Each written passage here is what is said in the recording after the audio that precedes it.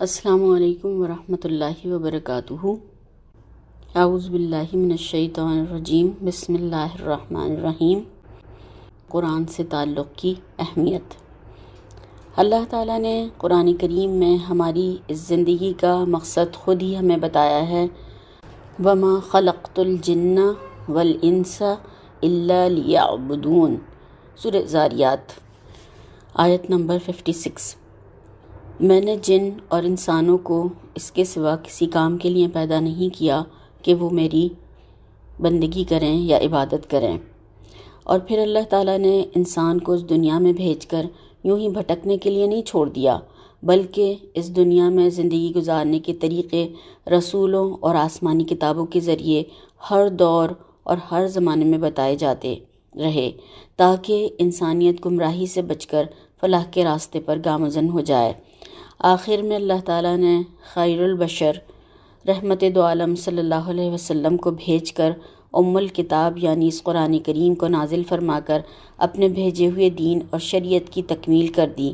اب قیامت تک صرف یہی دین اور یہی شریعت ہے، اور صرف اسی کی روشنی میں ہم صراط مستقیم پر چل سکتے ہیں، اور نہ صرف اپنی زندگیاں بلکہ ساری دنیا کے اندھیرے، ظلم اور جبر ہم اسی کے ذریعے سے دور کر کے انہیں منور بھی کر سکتے ہیں۔ اور بحیثیت ایک مومن اور مسلم ہمیں اس ضیاء کو، اس روشنی کو پوری دنیا میں پھیلانا بھی تو ہے۔ خود سراپا نور بن جانے سے کب چلتا ہے کام، تجھ کو اس ظلمت کدے میں نور پھیلانا بھی ہے۔ حق نے کی ہیں دوہری دوہری خدمتیں تیرے سپرد، خود تڑپنا ہی نہیں اوروں کو تڑپانا بھی ہے۔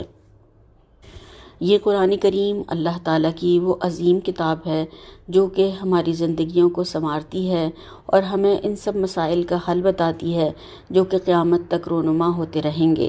مگر یہ سب کچھ معلوم ہونے کے بعد بھی ہم نے اس کتاب کو محض مجرمانہ سستی کی وجہ سے چھوڑ رکھا ہے۔ نہ تو معاشرے میں اس کے مطابق دستور نافذ ہیں اور نہ ہی اس کے احکامات پر کوئی عمل ہے، تو پھر یہی تو اس کو چھوڑ دینا ہے۔ اور صرف اسی وجہ سے آج امت مسلمہ اس پستی اور بدحالی کو پہنچ گئی ہے۔ اگر ہم آج اس پستی اور بدحالی سے نکلنا چاہتے ہیں تو پھر عروج کا راستہ، کامیابی کا راستہ بس وہی ایک ہی ہے جو کہ ہمارے اسلاف نے اپنایا تھا، کہ ہم بھی اس قرآن کو تھام لیں اور اس کی دعوت کو لے کر اٹھیں اور پوری دنیا پر چھا جائیں۔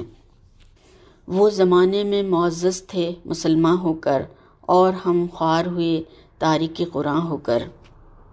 سورہ قمر میں اللہ تعالیٰ کا ارشاد ہے، وَلَقَدْ يَسَّرْنَا الْقُرْآنَ لِلذِّكْرِ فَهَلْ مِن مُدَّكِرٍ، ہم نے اس قرآن کو سمجھنے کے لیے آسان کر دیا ہے، تو کوئی ہے جو اس کو سمجھے اور قبول کرے؟ اللہ تعالیٰ ہمیں اس کو سمجھنے اور قبول کرنے والا بنا دے۔ یہ سورہ قمر کی آیت نمبر 40 ہے۔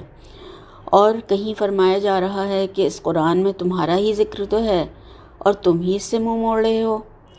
آج ہم اگر اپنا تعلق بحیثیت ایک مسلمان کے قرآن کے ساتھ دیکھیں تو ہمیں یہی محسوس ہوتا ہے کہ تعلق ویسا نہیں جیسا کہ ہونا چاہیے، جس سے کہ زندگیاں بدل جایا کرتی ہیں۔ ہم نے کیونکہ اس کتاب کو صرف ناظرہ پڑھنے تک ہی رکھا ہوا ہے، اس سے آگے ہمیں کچھ نہیں معلوم کہ یہ کتاب ہم سے کیا کہتی ہے اور کیا چاہتی ہے۔ اور ہمارا المیہ یہ بھی ہے کہ ہمیں عربی نہیں آتی، کیونکہ یہ ہماری زبان میں نہیں، اور نہ ہی ہم اس کو جانتے سمجھنے کی کوشش ہی کرتے ہیں، کیونکہ اس کام کے لیے ہمارے پاس نہ تو وقت ہے، نہ ہی ہمیں شوق ہے، اور نہ ہی ہمیں اس رب کا کوئی ڈر خوف ہے کہ کل قیامت کے دن جب اس کے حضور جائیں گے تو اس کو کیا منہ دکھائیں گے اور اسے کیا جواب دیں گے، اور اس کو چھوڑ دینے کا کیا وہاں پر انجام ہونے والا ہے۔ اللہ تعالیٰ سورہ طٰہٰ میں فرما رہے ہیں کہ قرآن کو چھوڑنے والے اور اس پر عمل نہ کرنے والوں کے لیے دنیا میں تنگ زندگی ہوگی، اور قیامت میں ہم اسے اندھا اٹھائیں گے۔ وہ کہے گا، پروردگار دنیا میں تو میں آنکھوں والا تھا، یہاں مجھے اندھا کیوں اٹھایا؟ اللہ تعالیٰ فرمائے گا کہ ہاں، اسی طرح تو ہماری آیات کو جب کہ وہ تیرے پاس آئی تھیں تو نے ان کو بھلا دیا تھا، اسی طرح آج تو بھلایا جا رہا ہے۔ یعنی دنیا میں اسے پس پش ڈال کر تو اس سے اندھا بنا رہا، اب ہم تجھے واقعی اندھا بنائے دیتے ہیں اور بھلا بھی دیتے ہیں، اب تو اسی طرح پڑا رہے، یہاں تیری کوئی دادرسی کرنے والا اور فریاد سننے والا نہیں ہے۔ اللہ تعالیٰ اس انجام سے محفوظ رکھے۔ اس کائنات کے سب سے سچے انسان یعنی نبی کریم صلی اللہ علیہ وسلم کا قول ہے کہ خیرکم من تعلم القرآن وعلمہ۔ بخاری کی یہ حدیث ہے، آپ صلی اللہ علیہ وسلم نے فرمایا کہ تم میں سے بہترین وہ ہے جو قرآن پڑھے یا سیکھے اور سکھائے۔ یہ ہمارے لیے کتنی بڑی خوشخبری ہے، تو اس میں ہم اپنا حصہ اس کو سیکھ اور سمجھ کر کیا نہیں ڈال سکتے؟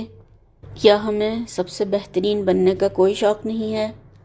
تو ہم دعا کرتے ہیں اللہ تعالیٰ ضرور اے ہمارے رب ہمیں بہترین توفیق عطا فرما تاکہ ہم اس کتاب کو سیکھ سمجھ کر اس پر عمل کریں اور اس کا حق ادا کرنے والے ہوں اور اس کو دوسروں تک بھی پہنچانے والے بن جائیں۔ آمین ثم آمین۔ کیونکہ لا یعلمون الکتاب، فرمایا جو قرآن نہیں جانتا وہ کچھ بھی نہیں جانتا، چاہے اس کے پاس دنیاوی کتنی بڑی بڑی ڈگریاں ہی کیوں نہ موجود ہوں، وہ جاہل ہے۔ یہ قرآن ہی اصل علم اور حکمت کا خزانہ ہے، جس کے پاس یہ نہیں اس کے پاس کچھ بھی نہیں، اور ہم بھی اسی راز کو پالیں۔ یہ راز کسی کو نہیں معلوم کہ مومن قاری نظر آتا ہے، حقیقت میں ہے قرآن۔ اب ہم ان چند طریقوں کو دیکھتے ہیں جن کی مدد سے کہ ہم اس دعوت کو لے کر اٹھیں اور پوری دنیا میں پھیلائیں۔ تو کس طرح سے قرآن سے تعلق کو بڑھانا چاہیے یا بڑھایا جا سکتا ہے؟ نمبر 1، سب سے پہلے تو ہمیں اپنی نیتوں کو خالص کر کے اس رب سے جو کہ اس قرآن کا نازل کرنے والا ہے بہت ہی اللہ اور زاری اور خشوع اور خضوع کے ساتھ دعا کرنی چاہیے کہ وہ ہمیں اس اپنے کلام کا فہم عطا فرما دے اور ہم جو یہ کام کرنے چلے ہیں اس کو ہمارے لیے آسان کر دے اور صحیح کر کے قبول فرما لے۔ آمین ثم آمین۔ پھر دوسری چیز ہے، ہمیں دعا کے بعد سب سے پہلی کوشش یہ کرنی چاہیے قرآن کریم کو صحیح تلفظ کے ساتھ پڑھنا، یعنی تلاوت کو صحیح کرنا ہے۔ یا تو اس کے لیے ہمیں صحیح پڑھنے والوں کی طرف رجوع کرنا چاہیے، یا پھر آسان طریقہ ہے کہ ہم جو قاری ہمیں پسند ہیں ان کی ہم ریکارڈنگ سن کر اور پھر اس میں جو ہماری غلطیاں ہیں ان کو درست کر سکتے ہیں۔ یہ کام جو ہے محنت طلب ضرور ہے مگر ناممکن نہیں، صرف شوق اور جذبے کی ضرورت ہے۔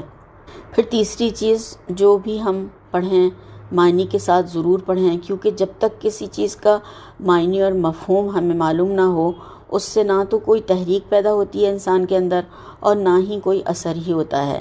یہی وجہ ہے کہ ناظرہ پڑھتے ہوئے زمانے گزر گئے ہیں مگر دلوں پر وہی قفل چڑھے ہوئے ہیں۔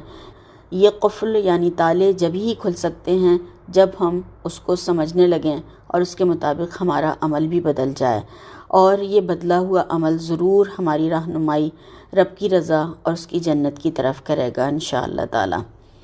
اب چوتھا کام، اس پر غور و فکر اور تدبر شروع کرنا ہے اور دیکھنا یہ ہے کہ کون کون سے اچھے کردار کی خوبیاں ہمیں بتائی جا رہی ہیں جو کہ ہمارے اندر اگر نہیں موجود تو انہیں پیدا کرنے کی فکر ضروری ہے، اور پھر برے کردار کی وہ کون کون سی خامیاں ہیں جو کہ ہمیں چھوڑنے کے لیے کہا گیا ہے، اور اس کے مطابق ہمیں اپنا جائزہ لیتے رہنا ہے کہ وہی چیزیں اپنے اندر سے جڑ سے نکالتے جانا ہے، اور اس پر اللہ تعالیٰ سے استقامت اور استعانت بھی مانگتے رہنا ہے۔